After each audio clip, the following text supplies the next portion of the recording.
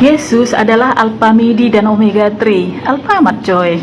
Saudara, saya perhatikan bahwasanya bukan mualaf namanya kalau dirinya tidak menghina ajaran agama orang lain. Apalagi kalau dirinya dulu adalah seorang Kristen, dia pasti akan menghina dan mengolok-olok Yesus. Ini memang gawat sekali kawan-kawan kita ini ya. Yesus adalah Alpha Midi dan Omega 3. Alfamart coy. Shalom, assalamualaikum, Om Swastiastu, Namo Buddhaya, salam kebajikan, dan salam Indonesia cerdas. Nah, Bapak Ibu, Saudara-saudari semua, di video saya kali ini saya akan membagikan kepada kita semua sebuah video di mana ada seorang mualaf yang menghina Yesus Kristus. Dia mengatakan Yesus adalah Alpha Midi dan Omega 3. Wow, ini memang sangat keterlaluan teman-teman. Kita banyak melihat bahwa akhir-akhir ini banyak mereka-mereka yang mualaf dan sukanya mereka itu adalah menghina ajaran agama sebelumnya. Tidak lagi berlama-lama, mari kita langsung saksikan saja lewat video berikut ini. Yesus adalah Alpha Midi dan Omega 3. Alfamart coy. Enggak ya, Alpha dan Omega-nya, yang awal dan terkemudian. Yesus sudah ada sebelum segala sesuatunya ada. Baca di Kejadian 1 ayat 26. Manusia tidak akan bisa bertemu dengan Tuhan kalau Tuhan tidak jadi manusia, gitu ya, kata si BKKB. Assalamualaikum, sehat-sehat kita semua ya teman-temanku. Aku harus kubahas ini karena dulu pun aku dengan percaya dirinya menyatakan ini. Benarkah Kejadian 1 ayat 26 ini berisikan bahwa Yesus sudah ada sebelum segala sesuatunya ada? Tidak benar. Jauh panggang dari api, jauh kali pun. Gak masak panggang itu, tapi dimakan juga ya kan. Ini tentang penciptaan. Kejadian 1 itu lembar pertama dari Bible. Ini anak-anak sekolah minggu aja pasti udah tahu ini ya kan. Pada mulanya Allah menciptakan langit dan bumi. Bumi belum berbentuk dan kosong. Gelap gulita meliputi samudera raya dan roh Allah melayang-layang di atas permukaan air, gitu ya kan. Ayat selanjutnya menciptakan cakrawala lah. Yang ayat 26 ini menciptakan manusia. Tuhannya ya kan, apa katanya? Baiklah kita menciptakan manusia serupa dan segambar dengan kita. Ya kan? Manusia itu berarti ciptaan ya kan? Di mana kata Yesusnya di situ? Gak ada, sampai keluar pun biji mata kita mencari kata Yesus di perjanjian lama itu. Kejadian kan perjanjian lama ya. Gak akan dapat. Tapi kenapa dengan percaya dirinya teman-teman kita suka mengasih dalil-dalil seperti ini yang tidak tertulis sama sekali, jauh kali ya kan? Karena memang udah diajari dari kecil, dari sekolah minggu, udah didoktrin. Nah, ini pengalaman aku dulu. Dari mulai sekolah minggu ya, usia 4 tahun, 5 tahun, setiap tahun itu ada acara Natal kan. Beginilah kronologisnya. Bagaimana si baby boy yang mungil dan lucu itu, yang dulu dilampinin mamanya, lambat laun menjadi Tuhan akhirnya gitu kan. Harus diambil memang. Pertama dari penciptaan dulu sampai penciptaan manusia, jatuh manusia ke dalam dosa, diambillah ayat-ayat dari beberapa kitab nabi ya kan. Bakal ada nanti dari tunas Isai. Siapa itu Isai? Ayahnya Daud, datang untuk menyelamatkan gitulah kan. Barulah masuk ke perjanjian baru. Nah, pada mulanya adalah firman katanya lah itu. Firman itu nanti jadi Yesus. Nah, kan? Yesus itulah firman katanya. Nah, dan gak lupa ini, karena begitu besar kasih Allah akan dunia ini. Di Yohanes ya, Yohanes 1 tadi pada mulanya adalah firman. Masuk lagi ke Yohanes 3, diambillah dari lompat-lompat dari beberapa ayat untuk menyambung-nyambungkan gitu kan. Supaya endingnya Yesus ini jadi Tuhan. Itulah yang selalu didoktrin. Makanya tidak tertulis pun disuruh baca. Percaya diri dengan itu. Nah itu dia kawan. Jadi beruntungnya Allah diriku sudah tidak meyakini hal-hal seperti itu. Sudah tidak membaca yang tidak tertulis gitu kan. Dan kalau harus jadi manusia Tuhan, tidak bertuhanlah manusia-manusia sebelum Yesus datang ya kan. Tidak bertuhanlah Nabi Abraham, tidak bertuhanlah Nabi Musa, Nabi Nuh dan selain sebagainya. Masuk gak sih? Masuk kan weh? Oke lah, thank you.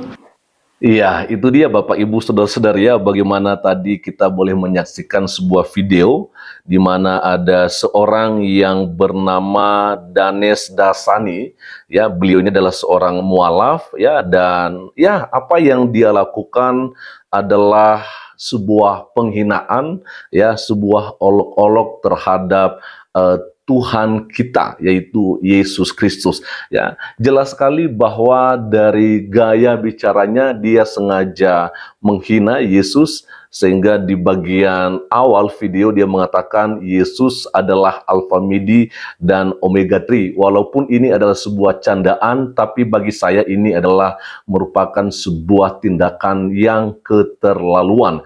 Dan ya seharusnya saudara kita siapa namanya nih ya, Danes Dasani ini tidak perlu melakukan hal ini kalau dia ini adalah seorang yang terpelajar atau sudah berpendidikan. Ya, tapi kita memang tidak heran ya Bapak Ibu Saudara-saudari ya, karena kita banyak melihat bahwa dari banyak saudara-saudara kita yang dulunya adalah seorang Kristen, ketika mereka akhirnya berpindah agama menjadi seorang Muslim atau mualaf, rata-rata mereka pekerjaannya adalah mengejek, mengolok-olok, dan menghina ajaran agama sebelumnya, ya kan? Cuman ya kita hanya menyayangkan saja ya, karena tentunya kita banyak melihat saudara-saudara kita yang Kristen, yang dimana ketika mereka melakukan atau diklaim, diduga melakukan penistaan agama, biasanya mereka dipenjarakan, bahkan prosesnya itu tidak terlalu lama ya kan, ketika dilaporkan langsung diusut, diproses, dan akhirnya masuk penjara ya kan. Tetapi kalau kita melihat dari saudara-saudara kita yang Muslim ini ya kan, yang notabene memang banyak dari mereka yang beragama Islam melakukan penghinaan terhadap agama Kristen atau agama minoritas, ya biasanya jarang diproses, atau mungkin kalau diproses itu pun nantinya tidak akan dipenjara, akhirnya hanya selesai di permintaan maaf atau permohonan maaf, lalu ada surat dibuat ya dan ditandatangani di atas meterai 10.000. Nah, ini yang sangat kasihan teman-teman ya. Bagi saya tidak lagi mau menjelaskan tentang apa yang dibacakan tadi ayat-ayat oleh saudari kita ini ya, karena saya pikir kalaupun kita mau menjelaskan sama orang seperti dia ini, maka saya pikir dia tidak akan mengerti ya kan, karena saya percaya bahwa kalau dia adalah seorang yang dulunya percaya Kristus dan mempelajari bagaimana iman kekristenan yang sebenarnya, saya percaya dan terlalu percaya dia nggak mungkin pindah agama ya kan, dia nggak mungkin pindah keyakinan dari yang dulunya percaya kepada Yesus ya, lalu akhirnya dia tidak percaya lagi ya. Itu sebabnya saya tidak lagi menjelaskan soal itu. Yang saya percaya bahwa Yesus adalah Tuhan dan Juru Selamat. Sebenarnya kalau kita melihat dari ayat yang disebutkan oleh saudara kita Danes Danes Dasani ini ya, di Yohanes pasal 1 itu, kalau dibaca dari ayat 1 sampai ayat seterusnya, di situ jelas dikatakan bahwa memang segala sesuatu ya diciptakan karena dia, oleh dia. Siapa itu dia? Ya Yesus. Nah, makanya pada kesempatan ini memang kalau kita menggunakan akal atau logika kita secara manusia, ya itu tidak sanggup, karena ya Tuhan yang adalah pencipta langit dan bumi, ya tentunya ya kita tidak sanggup yang memikirkan apa yang bisa dipikirkan. Artinya bahwa segala sesuatu yang dilakukan oleh Tuhan Allah itu adalah melampaui akal pikiran kita sebagai ciptaannya sendiri. Ya kan? Artinya bahwa apa yang tidak mungkin bisa kita pikirkan, maka itu memang Tuhan sanggup untuk melakukan hal itu, ya kan?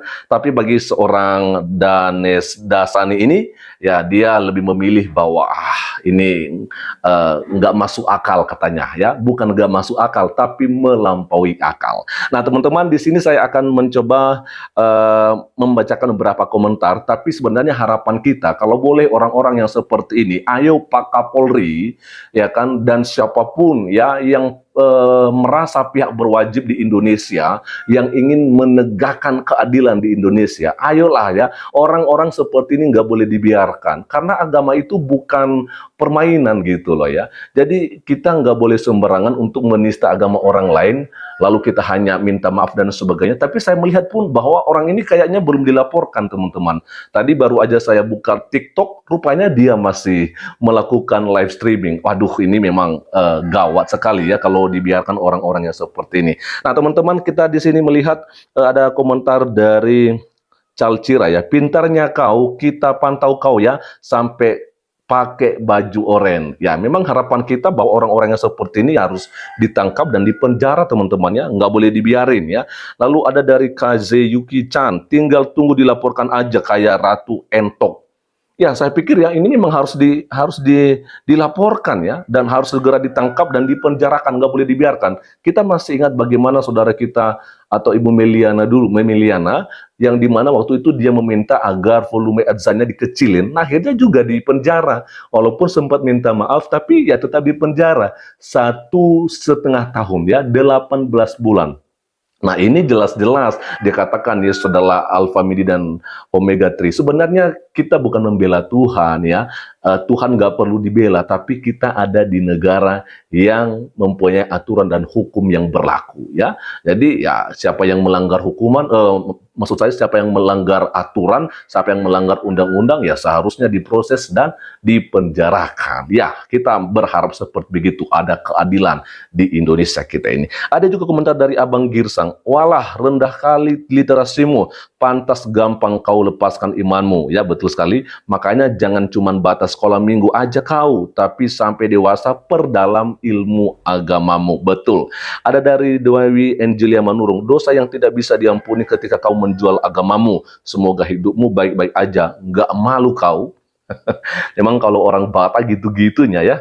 Lalu ada dari Miss Cuek ya, walah generasi Yudas lagi berkoar-koar tuh.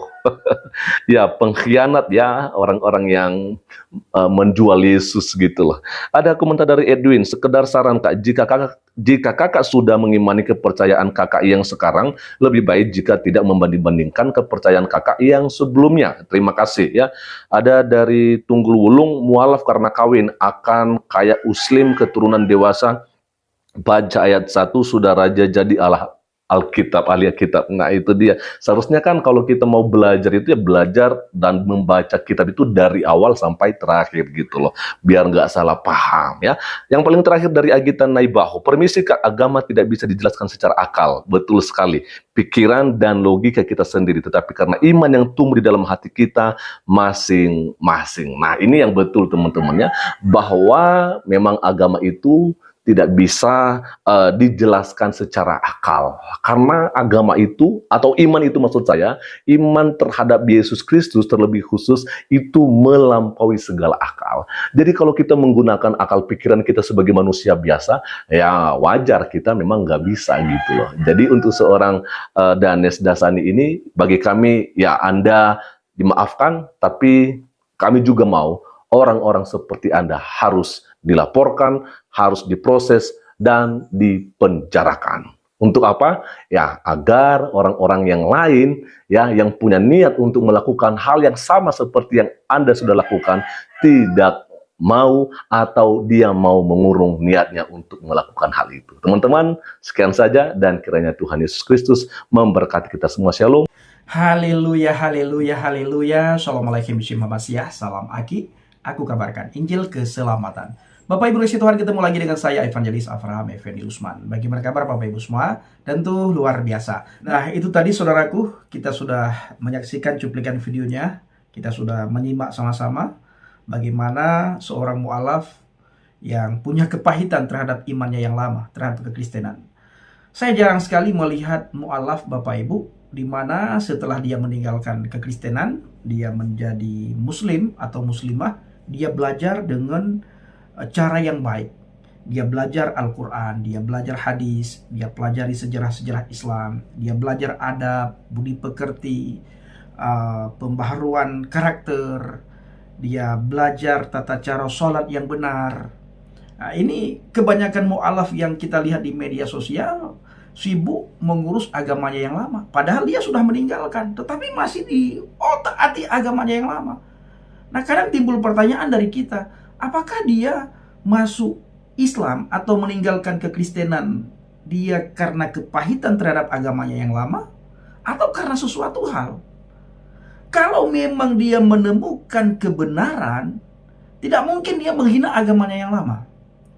Kalau dia menemukan keselamatan, dia tidak mungkin mengolok-olok imannya yang lama. Dia akan sibuk mempelajari sehingga dia benar-benar merasa damai, merasa sukacita di imannya yang baru. Dia merasa ada keselamatan di dalam imannya yang baru sehingga dia tidak sibuk mengurus agamanya yang lama. Ini kebanyakan mu'alaf sibuk mengurus agamanya yang lama. Sibuk mengutak-ngatik agamanya yang lama. Sibuk mengolok-olok agamanya yang lama. Benarkah dia mendapatkan hidayah? Atau dia meninggalkan kekristenan karena kepahitan? Kepahitan dengan gereja kah? Kepahitan dengan pendeta kah? Kepahitan dengan jemaat kah? Atau kepahitan dengan inikah, dengan itukah? Atau dengan orang Kristen kah? Kita tidak tahu. Yang jelas orang tersebut, kalau saya melihat, bukan mendapatkan hidayah. Kalau mendapatkan hidayah, dia tidak mungkin sibuk mengurus agamanya yang lama. Dia tidak mungkin mengolok agamanya yang lama. Dia tidak mungkin menertawakan atau mengejek imannya yang lama. Tidak mungkin. Malah dia akan sibuk belajar terhadap agamanya yang baru. Dan dia akan menjadi terang di agamanya yang baru. Dia akan menjadi garam di agamanya yang baru. Dia akan menjadi berkat di agamanya yang baru. Bukan sibuk mengurus agamanya yang lama, yang sudah lama dia tinggalkan. Dan kita juga melihat tadi direaksi oleh hambanya, Bapak Paryanto Samasi. Beliau seorang gembala GPDI di Gunung Sitoli, di Nias, Bapak Ibu. Nah, saudaraku ini kasih Tuhan, ada banyak sekali para mu'alaf yang kepahitan terhadap kekristenan. Maka ketika dia meninggalkan kekristenan, hampir semua mu'alaf kita dapatkan, mereka selalu menghina, mengolok-ngolok, mencaci maki, menertawakan imannya yang lama. Padahal kalau dia berpikir di dalam agamanya yang lama itu masih ada keluarganya, masih ada pamannya, masih ada tantenya, masih ada adik abang kakaknya di situ, masih ada keluarga besarnya di situ. Apakah dia tidak berpikir ketika dia menghina agamanya yang lama, terluka hati dan pikiran, perasaan keluarga besarnya yang masih berada di dalam kekristenan atau Katolik? Berpikirkah dia atau hatinya sudah dirasuki oleh kuasa kegelapan sehingga dia setiap saat mengolok, menghina, mencaci maki, menertawakan iman yang dia tidak imani? Ayo berpikir dengan akal yang sehat, berpikir dengan hati yang tulus.